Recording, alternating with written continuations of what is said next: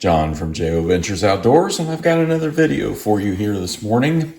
And I've got a leather project and then a mail call with a bunch of knives that I need to show you that came in that box, and I'll explain why I got those. And but there's some pretty cool ones in there. They're mostly Rough Rider, but there is a buck in there too. So we'll look at that in just a minute. So, but first let's look at the leather project.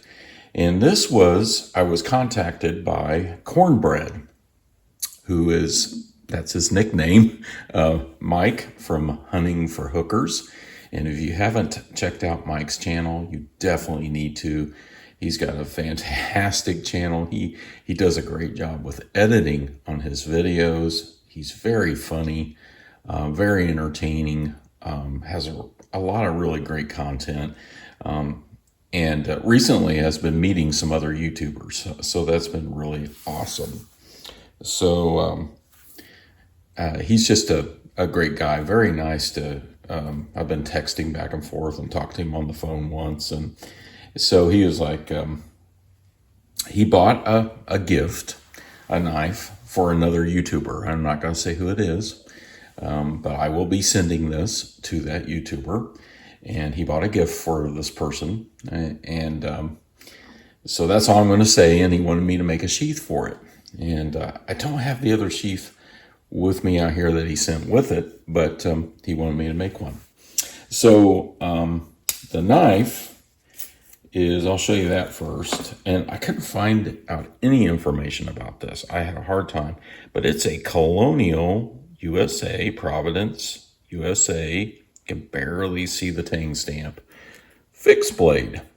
And look at that. And I actually think he did refurbish this a little bit. And it's just in great shape. I love the way it feels in the hand. And I really just don't know anything about this knife. I tried to find his video and I just couldn't. So if I can, I'll put it down in the description below, and maybe I'll ask Cornbread a little more about it. But I think it's just a very cool little fixed blade. I don't know whether you would kind of call that maybe either a small hunting knife or maybe a bird and trout, or I'm not sure exactly what it's called, but it's got that, you notice it's got that jigging there on the handle, which is very similar to an Imperial, some of the jigging you see on Imperial. And that appears to be two pieces put together, with these pins. So that's how the handle's put together. I don't know whether this is full tang or what. I would imagine that's a full tang all the way up in there, at least up that far, because that's probably what gives this the strength to hold that handle together. But it's got a nice guard there, so very cool little knife. And he's like, well, will you make a sheath for it? And I said, well, I'll just make a, like a basic fold over. Would that be okay? And we talked about it. And so I made this sheath for it. And I really wanted to kind of imitate the jigging there on the handle. So I attempted that. I'm sure maybe some other leather makers could do a better job, but I think I did. And I did use red thread. You can really tell it up here. Sometimes when you get into the process, it darkens up on you, and you can see it did there. But it turned out pretty good. Pretty good. I'm not incredibly happy with my stitching on the backside. It's a little bit kind of doesn't follow the line quite as closely there, but I think the rest of it turned out really nicely. Fits the knife just perfectly. And it's got a little, of course, a snap up here. And it's not coming out of there. So got my maker's mark on the back. I did do a little bit of antiquing. It didn't take as well on this because these are not real deep stamps. I actually used the handle of one of my other tools to make that jigging. and try to imitate that. But I think it turned out pretty decent, and Cornbread seemed to be very happy with it. And I hope the recipient will be also happy with it. And so there's the leather project. Now, one thing I wanted to talk about was the welt on this. I had to redo that welt about 3 times to get this right, because I had an 8-ounce welt in there, and this thing wouldn't fit. The knife wouldn't fit right. So then I cut that down and made it narrower, and then that didn't fit. So I finally went with a 5-ounce welt in there, and that worked perfectly. So first time I've ever had that issue. I think it's because of how thin this is. It's a very narrow knife. And just to give you a comparison and a sneak peek here, there's a comparison to a Buck 110. You can kind of see, we almost hit the branch manager. He's just doing a great job, by the way.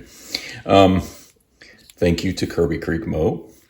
Anyway, so there's kind of a comparison on the size. So there's the leather project. That was quite fun. Thank you, Cornbread, for asking me to do that. Hunting for Hookers. You got to go check him out. I'll link him in the video. So that's the leather project. Let's put that over to the side. We'll get that boxed up and sent this week. Then I got a mail call. Now I'm doing a project for a subscriber and friend. I call him a friend because we've been interacting quite a bit, and I've done other projects for him, and I appreciate him. And he's like, hey, I got some knives. Will you trade for a couple of sheaths? Slips. So I'm going to make about 3 slips for him.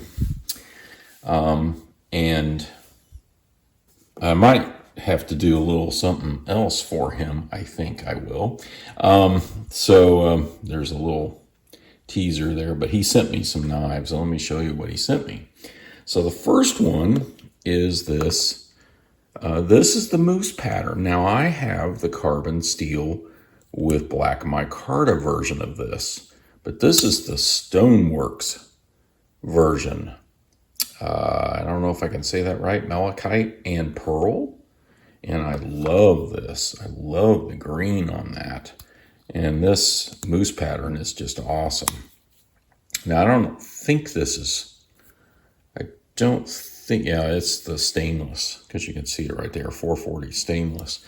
I've got the carbon steel version of this with the black micarta, as I said. But there it is, Stoneworks. And there's the number, 2035. Comes in this very nice box. He had the box and everything. There it is. Very cool.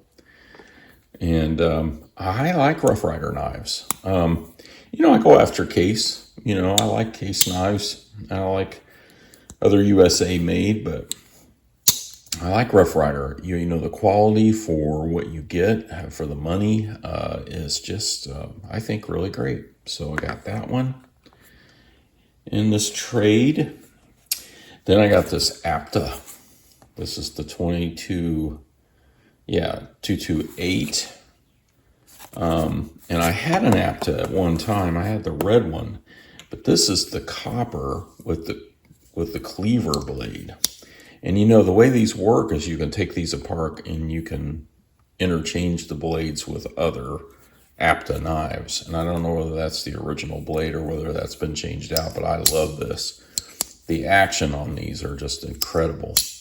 But what's special about this is a copper version, and he's done a shipwreck treatment on this. This is a chemical type treatment where it makes it look like it's been shipwrecked. It's like a copper, interaction with salt and some other chemicals, and I believe, and that's what makes this shipwreck effect. And he's put a glaze on this. He's put some sort of probably, I don't know, urethane or some sort of sealer over this to keep it from coming off. But that's very cool. Forgive me if I'm getting all that wrong on the shipwreck, but I put a lanyard on here with a blue bead. I thought that looked really cool. And then I'm keeping it in one of Steven's slips. and it just goes right down in there. So that's pretty cool. So there's that one. So we have that APTA. Then he sent another Rough Rider. He sent this blue micarta, denim micarta, traditional pocket knives, as you can see there, and that's the Barlow 2191. Very cool. Just got these yesterday. Look at this. I mean, I just love these Barlows. I have another Rough Rider Barlow that I have used from time to time, and then I gifted one to another channel, another friend in the community, but that's very cool. I'm really glad to have this in the collection.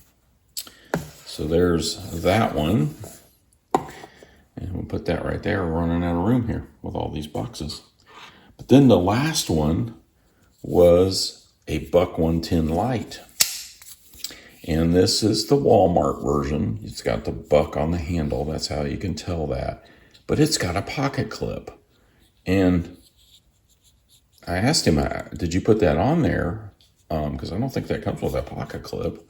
Because I have one like this. I have one just like this. And it doesn't have a pocket clip. So, very cool.